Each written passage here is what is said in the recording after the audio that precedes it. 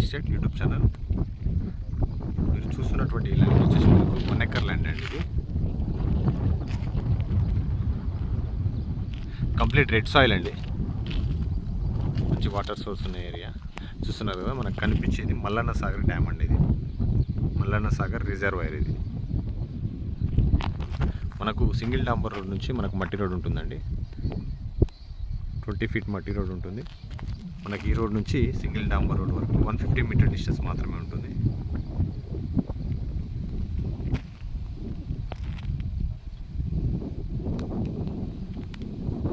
మనకు కనిపించేది అది రోడ్ అండి. అది